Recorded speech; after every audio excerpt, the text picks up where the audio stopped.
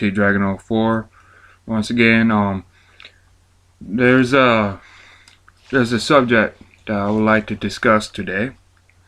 I don't know, for those who know me knows that martial arts is a big part of me. I love it, and I'm currently practicing ninjutsu. However, there is a couple videos actually from the same person that I watched, and the title of the video was "Ninjutsu is Bullshit" by Master Ken. If you watch a lot of his videos, you can tell he's a comedian. He was joking. It's a joke. Make people laugh, ha ha ha, very funny. But one thing I noticed is some of the comments in there where some people are actually taking his words seriously. People, let me now, if you feel that even after I'm talking to you, after you do your research, you still feel that ninjutsu isn't what you think it is, or what everybody else think it is, I'm going to respect your opinion. Not everybody sees the same, and when it comes to martial arts, not all form fits everybody. It's like a shoe. Not all shoe size fits everybody. And a shoe is a big part of someone's life. It must fit comfortably. It must be comfortable to the wearer. And it must grip the floor as a person walks. Martial arts is the same way. Martial arts must fit the practitioner. Martial arts, the form of the martial arts, must be comfortable to the practitioner. And like a shoe, it must grip life for the practitioner. So, I'm going to start out by saying this. There's no wrong form of martial arts. There's no form that's better than the other. It all goes down to the person teaching it and the practitioner learning it. That will determine the success within the form. Sorry about that. Now, you got various forms of martial arts from various areas of the globe. You got capoeira, Muay Thai, you got karate, you got kung fu, which kung fu has multiple branches, such as Wing Chun, the Drunken Fist, which Jackie Chan pretty much made that famous. Of course, I don't know anybody who hates Jackie Chan. I love Jackie Chan. He's awesome. But when it all comes down to it, when you start in martial arts, you start with respect for one another. When you end with respect for one another. That is the first and foremost teachings of every form of martial arts. Is discipline. Sorry again. Now, once you get that down,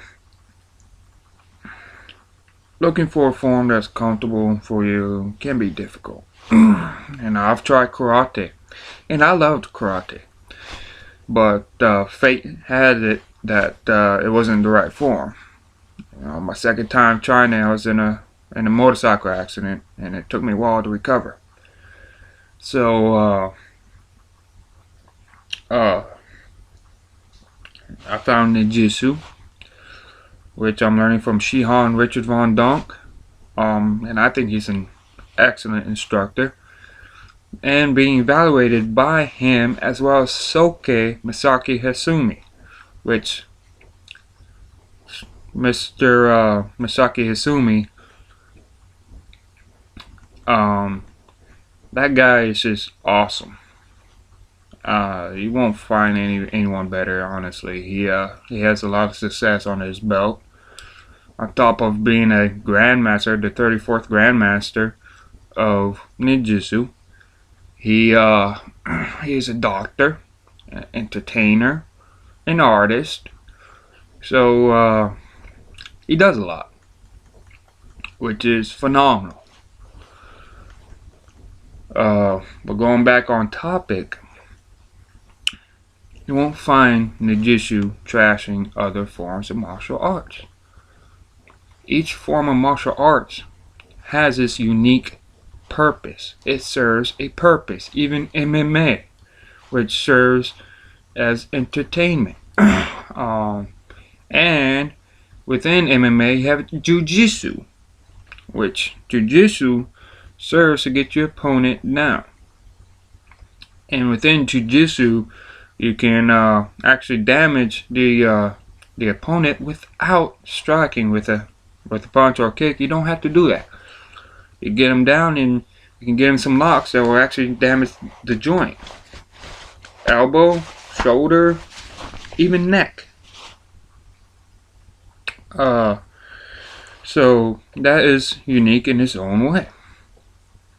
How ninjutsu started, and some of you people are going to disagree. And if you disagree, the only thing I ask is please do not leave negative comments. Okay, as I'm not doing that to anyone. I'm not calling anybody names or leaving anything negative. I ask that you do the same. Do not leave anything negative on this here video comment.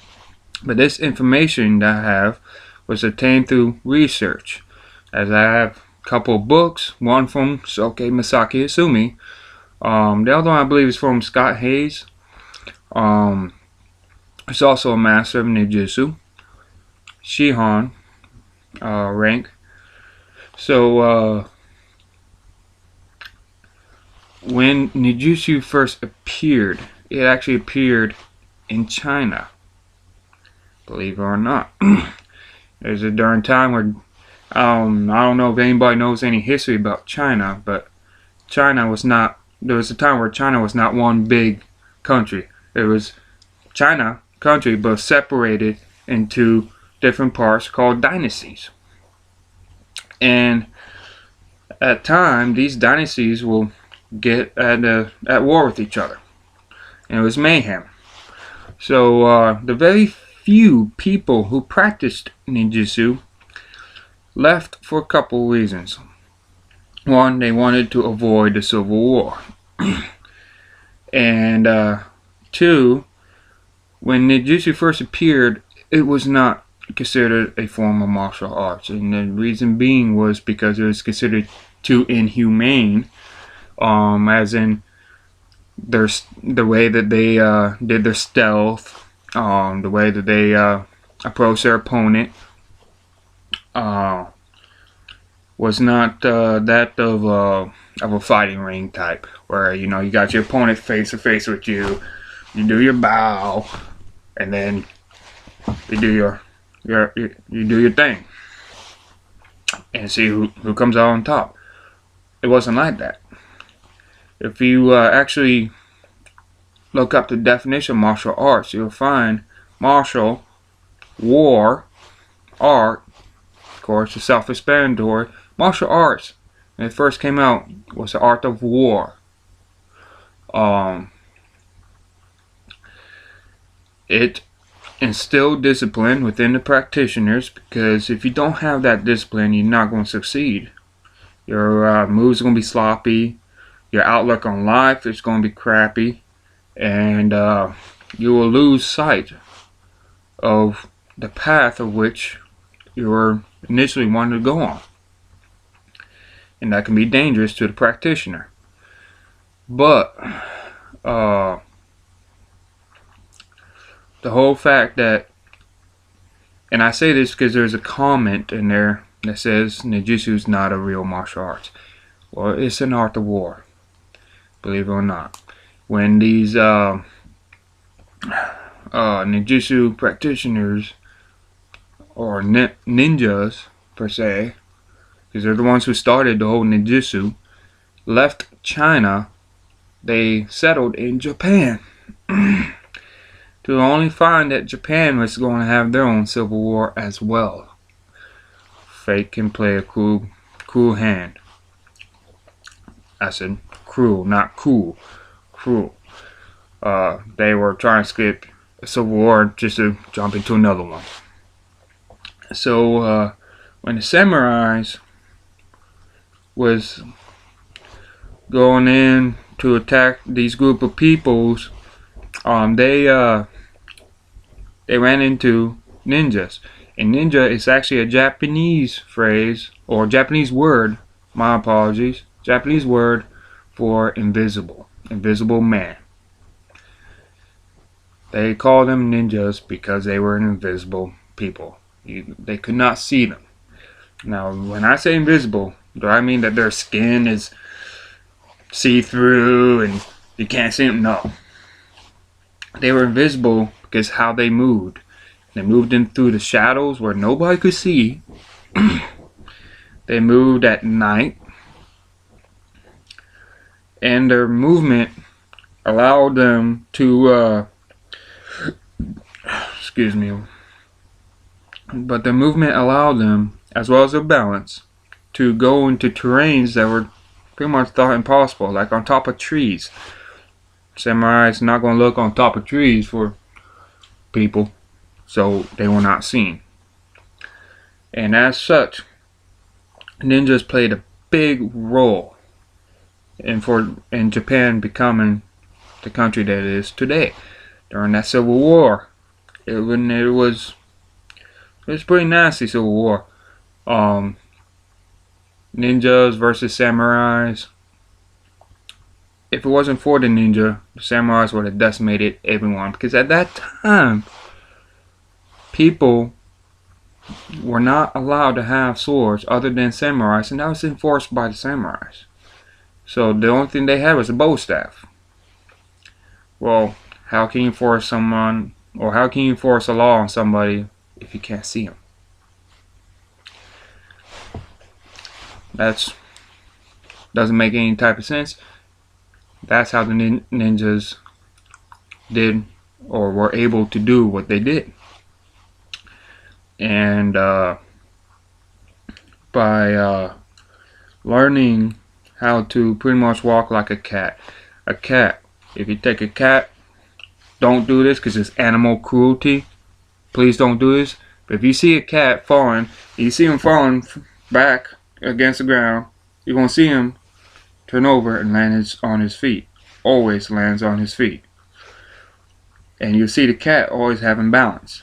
Except for my cats, for some reason. Sometimes they lose balance, but that's besides the point. Cats are known to have balance and always land on their feet. So when a person does that, because they only have 2 legs for a person, cats have 4. So, and they had 4 shorter legs, which made their center of balance a whole lot better. Plus, they had a tail. For someone to do that with 2 legs, an actual human being, it takes skill. It takes practice. It takes training and discipline and motivation to do the training. Now, society at that time did not accept ninjas. I'll tell you that right now. When the samurai had caught a ninja, they had 3 ways of executing the ninja. And let me remind you, when they caught ninjas, there was no court, which was screwed up because sometimes even the emperor had called aid on the ninjas. This was after the Civil War, had called aid on the ninjas, but the samurais, the imperial army, did not like that fact and went after them. But when they caught them, they had 3 ways of executing them. Way number 1, they'll take a big cauldron, big enough to fit you in it, and they'll boil the water. And they'll throw you into boiling water, cook you alive. Method 2, they'll skin you alive. And there's no painkillers, no shots, no numbing agents at that time. Or 3, their personal favorite. They'll take a ninja, they'll tie him up in a sitting position, like so, hovering above a spear sticking up. Now, during morning time, get all that dew on there, or during rainstorms, the rope will get wet and it'll start to stretch. And the final fatal blow to a ninja. Now, some people will think, well, a ninja could easily get out of that. Well, during the time, they're heavily watched. And during the last part of it, with that, because it will take days, weeks for it to happen, the ninja's body was unresponsive for lack of food, water, and being in an environment such as hot sun or cold nights. The body was unresponsive, so ninja could not move. And the final fatal blow is when that rope had lowered the ninja at the point where the spear went up the anus and created an aneurysm. That's not a merciful death. That's cruel and unusual. But that was the art of war. Ninjas were known as stealth killing machines. Once after all that has finally subsided, the ninja clans broke up into other clans. Some of them did assassination jobs, some of them did espionage, some of them did sabotage, and some of them did all the above. But ninjutsu is like any other form of martial arts. They were careful of who they taught it to. So a lot of the clans died off. And as of right now, many believes that there are no other clans left. However, Japan believes that there's one clan left and one member of that clan, and his name is Junichi Kawakami, who is the chief executive of the Ryu Museum. I know that the name's a little bit longer. Please just hang in there with me. I can't quite remember the whole thing, but he currently holds a museum where when he dies, the ninja scrolls that he has in his possession may actually go on display in that museum, or may not. But when Junichi Kawakami was asked, are you going to take in disciples? He said no. For one reason only. He said the world has become too modernized for this form. And that actually may hold some truth. Now, Soke Masaki Asumi also has and holds ninja scrolls. So what does that tell you? When clans broke off and formed their own clans, they ran in their own way. Now, what a ninja scroll really is it's pretty much the law of the clan. Okay, just like the Constitution is the supreme law of the land, here in America, the ninja scrolls were a supreme law of the clan. So you had clans that operated in many different ways at the time. To sum everything up,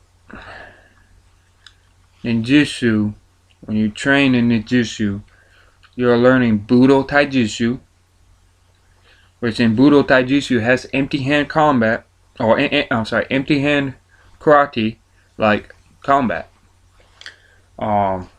such as the Daiken Taijutsu. My apologies, Daiken Taijutsu, which will teach you some of the blocks and how to actually reverse and break somebody's wrist or take them down. So it was not just weaponry that was being used. It wasn't just, I'm going to sneak up behind you and knife you. No. Ninjas had to learn every aspect of fighting. They had to go into every angle of fighting. They had to do that because it was also known as the art of survival. You had to survive. In order to survive, you had to adapt. In order to adapt, you had to learn every aspect of fighting. In short, ninjutsu is an officially recognized martial arts form in Japan. Is when it was officially recognized as a form of martial arts. It was originally taught by Buddhists. Now, if you know anything about Buddhists, I'm going to sum up one philosophy, a little bit tongue-tied here, my apologies. I'm going to sum up one of their philosophies. Pretty much, we all live under the same roof, which is called Mother Earth. We all live on Earth, so we must treat each other as brothers and sisters under one roof. And in order to do that, you gotta respect all forms of martial arts. It's just like I said, not one form is better than the other. There is no such thing as a bad form. If a practitioner is not succeeding, then the flaw is not within the form, but it's within either the instructor or the practitioner, or maybe even both. So in turn, I would greatly appreciate if we can talk to each other like we're brothers and sisters, and we can learn from each other. Now some of these comments, I don't know who has training under any form of martial arts or not. I know I've seen people calling people who are masters of ninjutsu fake, and some of these people just wouldn't have no training whatsoever. Even if, for argument's sake, let's just say for argument's sake, that the person is right, that person is fake. In training, when you master a form, you're not out there to get everybody. So in other words, masters do not call out people like that. They still have respect. They still have honor. And yes, some of them may have some pride. They're proud of who they are. But they live their life at peace. So when you go online and you're spending your time to try and down somebody or downsize somebody, you're showing that you're really not learning anything from martial arts. Nothing. At all. Because martial arts is a way to obtain peace. And I'm going to tell you something. What true power is not brute strength, muscle size, or anything like that. What true power is control. Because without control, you don't have power. You don't. You're blinded by rage or whatever the case is, make you out of control. And when you get out of control, your ki, which is located in your gut, you lose connection with that. When you lose connection with your ki, all you got is just that. You got nothing. Maintain control of yourself. And that is part of how you behave. How you treat others. How you behave on, whether it be online or in person. When you're talking to somebody, you're gotta realize a few things. One, everybody's from a different part of the planet. So what is not offensive to you may be offensive to them. Now, I've had people come up to me called me names, told me that they hated me. I never understood why. I try to do good with everybody. I've seen homeless people that I've let them live in my house and fed them for a while. So I'm typically a nice guy. I love helping people out and love making people laugh. So I cannot understand that. But what do? The name calling, that's not going to kill me. So I'm going to be like, just brushing it off and move on with my day. If somebody says they hate me, I'm going to say, well, I'm sorry you feel that way. But please, I hope you have a blessed life. And then I'm going to walk away. Go about my business. Why? Because words don't harm me, people. And you should not let it harm you. You should respect other people and their views and their opinions. And you should not allow something so petty as words destroy you. Because it can't. Only you can let things get to you. Only you can let yourself be so stressed out that you lose control. You have the ability to not be so stressed out. You have the ability to not be so angry. You have the ability to live at peace only if you choose to. Me personally, I like to hang out and chill out with some friends. I like to ride my motorcycle. Love practicing martial arts. Love to build my cars. But I just love to hang out and laugh with friends of mine.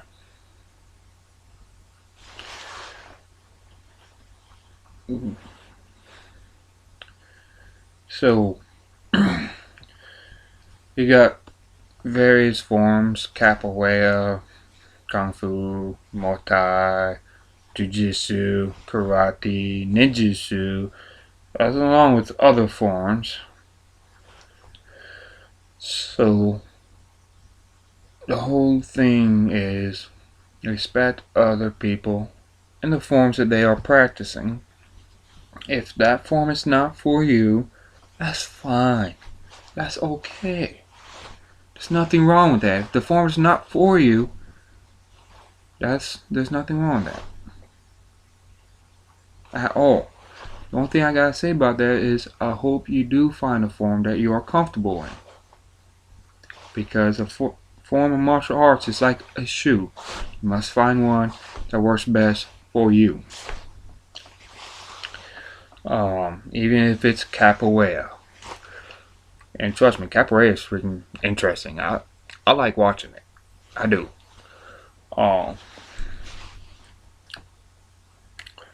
In turn, we're all brothers and sisters. We are all human beings. And just like human beings, we're subjected to make mistakes. If somebody came up to me with a valid point, I would apologize, and then I'll see if I can make it right. Because that's not my intention. I do not have the intention to harm others. I do not have intention to do wrong by other people. Those are not my intention. So if I have inadvertently done something wrong to somebody, I'll see what I can do to make it up to them. Because that's what decent people do. In turn, just do the same. Do the same. Now, I'm not telling you to be like me. Not by a long shot. I'm telling you, think for yourself.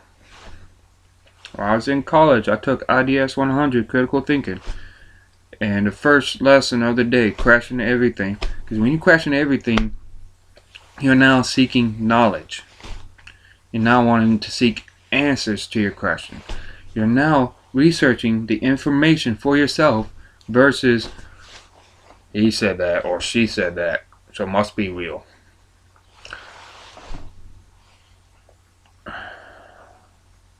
Think for yourself. and think about others. How what you say or do can affect other people. And if that doesn't quite appeal to you, then think about this. I have seen people do wrong, and even those who done wrong by me. I do not have to lift one finger. I don't have to do anything. I go about my day. Something happens to them that I have no involvement in, and that something is called karma. Karma works. So what goes around comes around. That's the circle of life. Don't let it go around by simply not doing anything wrong to other people. Respect other people. Respect their opinions. Respect their form of martial arts. And overall, respect yourself. And nothing's going to be going around. If you do that, nothing's going to go in a circle. Instead, you're going to move forward. Now, in essence, you need to also have confidence in yourself as well, and motivation and discipline. And for those who has no martial arts training at all, I do like your fascination with martial arts, but some of you guys that don't have training yet go online and discredit others for their training. Think about, you really have no training. Yeah, you can say, oh yeah, he's doing this wrong, or he's a fake, or this form it's really crappy. What kind of training do you have to back up those statements? You got nothing to back it up. A move can look so easy. Move, I'm in my Ichimonji no Kame, or no, I'm sorry, Ichimonji no Kamae. My apologies. Ichimonji no Kamae. And I can do a move like that for a block. Okay? That looks easy, right? Easy as cake, right? Are you going to do that in a fight? Or are you going to do this? More than likely, you're going to do this. Why? Because you have not practiced that enough, or it becomes second nature, where you're doing it instinctively.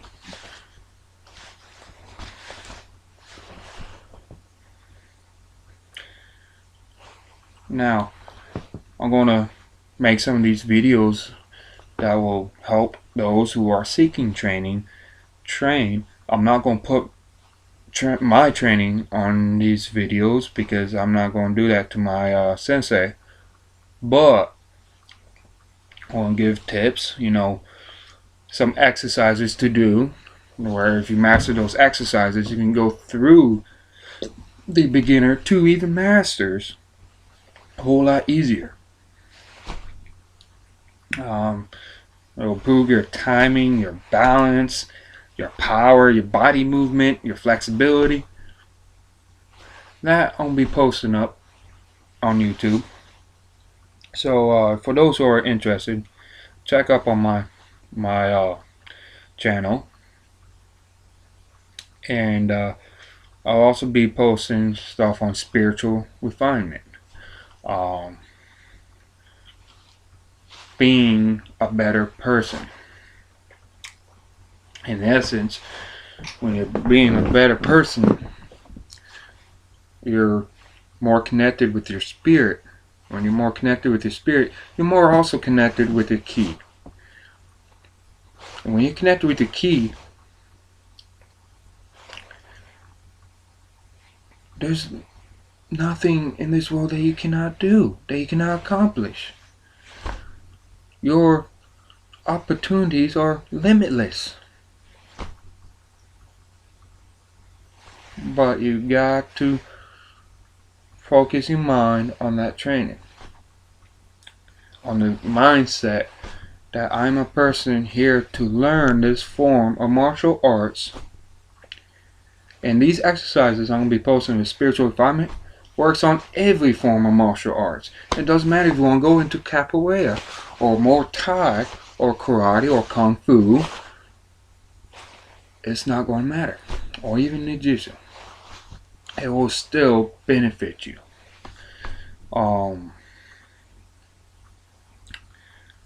And I learned this not in karate.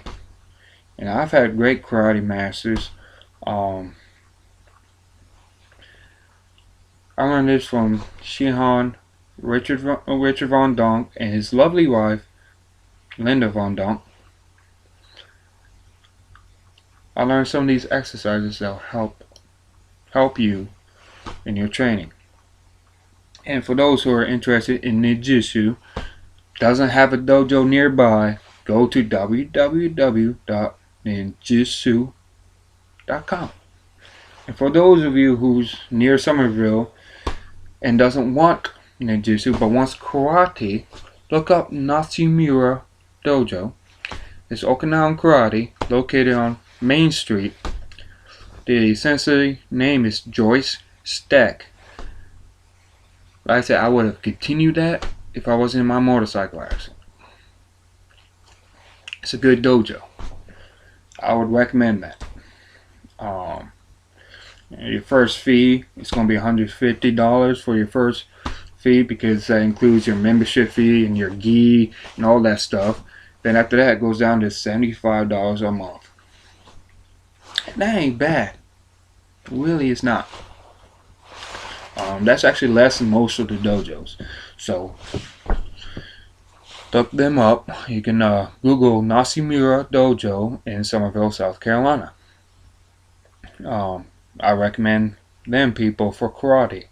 But for ninjutsu, I recommend going to the Bujinkan Ninjutsu, becoming part of the IBDA, which is the International Bujinkan Dojo Association. They teach internationally. Now, when you go through the ranks and you want to test for your black belt, you do have to take a trip, and they help you. They help you make this trip to Japan. You get to go to Japan. I'm excited about that. But in essence, not in essence, but in summary, my apologies again. Before you practice form, before you jump into a form, you need to think a couple of things. You need to ask yourself a couple questions. 1, is this form right for me? And 2, what is martial arts to me? Because that's something your sensei wants to know. What is the meaning of martial arts to you? To me, it's a way of life. If I don't have martial arts, I'm not complete. I feel like there's a hole inside of me. But to some people, martial arts is a way to fight, and they want to fight. And a lot of these traditional dojos will not accept those. And believe it or not, they can tell when you're lying. So, tell the truth. But you really need to think about, what is martial arts to me? And if you can't come up with a good answer, you might want to think about maybe weight training or doing MMA. That's about it. Might want to think about that. You got to come up with a good answer to yourself. You cannot lie to yourself either. What is martial arts to me? Why do I need martial arts? Why do I want to learn martial arts? What will I be without it, and what will I be with it? Those are the things you need to think about.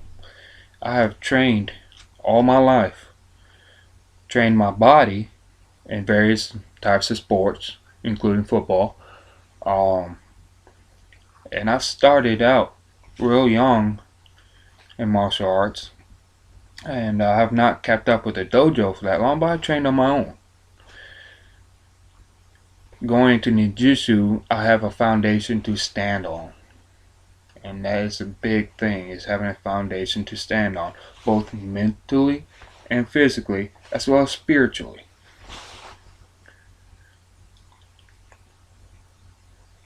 So please, if you got questions, feel free to ask in comments. I get notifications on my phone, so I'll know if there's a comment, and I'll be able to read the question. And I have no problem answering any type of questions, none at all. If I can't come up with the answer, I'll see if I can find somebody who can, or see if I can direct you to someone who can. And there are many people in various forms of martial arts. Many of these masters are trying to teach internationally. So there's big chance that you'll be able to find your answer, that I'll be able to direct you to somebody who can answer your questions. I'm not an expert. I'm just starting out in ninjutsu. As you see, white belt. But I have spent all my life preparing to start martial arts. So feel free to ask. Like I said, no negative comments. I don't do that to you. Please don't do that to me. And I pray that everybody has a safe, fun time on the mat. Key thing, having fun. You gotta have fun. And I hope to see you on the mat. I really do. I hope to see that you keep your form alive, because that's how these forms have stayed alive for thousands of years, is being taught to the next generation. So I hope that you do keep it alive.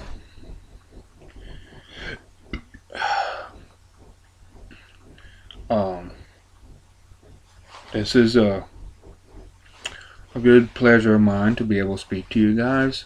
So I really hope that y'all find your own path, and I hope y'all have a blessed life.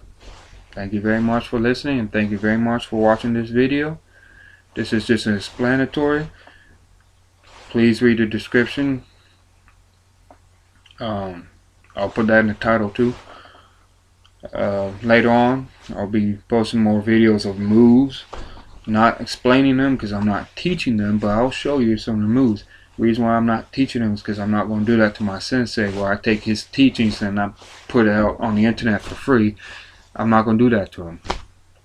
That's just not going to happen. So please don't ask me to do that.